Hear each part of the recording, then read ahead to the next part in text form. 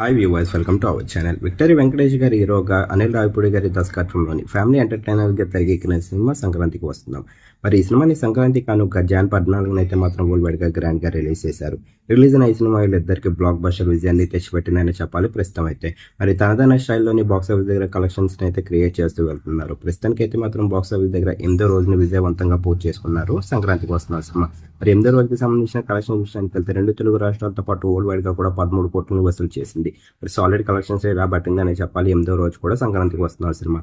ఈ విషయాన్ని పక్కన పెడితే నందమూరి బాలకృష్ణ గారి హీరోగా బాబీ గారి దర్శకత్వంలోని ఫ్యామిలీ అలాగే యాక్షన్ బ్యాక్ డ్రాప్ లో తెరకెక్కిన సినిమా డాకు మహారాజ్. మరి ఈ సినిమాని కూడా సంక్రాంతి కానుకనే రిలీజ్ చేశారు జాన్ 12న. మరి రిలీజ్ అయిన ఈ సినిమా బాలయ్య బాబు గారికి అలాగే బాబీ గారికి మంచి విజయాన్ని తెచ్చిపెట్టిందనే చెప్పాలి. మరి ఈ సినిమాకి సంబంధించిన కలెక్షన్ విషయానికి వెళ్తే మరి డాకు మహారాజ్ సినిమా ప్రస్తుతానికి అయితే 11 రోజులని విజయవంతంగా పూర్తి చేసుకుంది. మరి 11వ రోజు ఈ సినిమా వరల్డ్ వైడ్ గా 14 కోట్లను వసూలు చేసింది. మరి ఈ సినిమా కూడా సాలిడ్ కలెక్షన్స్ ని కలెక్ట్ చేసిందని చెప్పాలి తనదైన స్టైల్లోని. మరి 2 సినిమాల్లోని ఏ సినిమా కనుక మీరు చూసారు, ఏ సినిమా మీకు బాగా నచ్చింది, మరి బాక్స్ ఆఫీస్ దగ్గర ఏ సినిమా విజయాన్ని అందుకుందని మీరు అనుకుంటున్నారు, కింద కనిపిస్తున్న కామెంట్ బాక్స్ లో కామెంట్ చేయండి. ఈ వీడియో కనుక మీకు నచ్చినట్లయితే లైక్ చేయండి, షేర్ చేయండి. మరిన్ని ఇంట్రెస్టింగ్ అప్డేట్స్ కోసం చూస్తున్నానంటే అవర్ ఛానల్.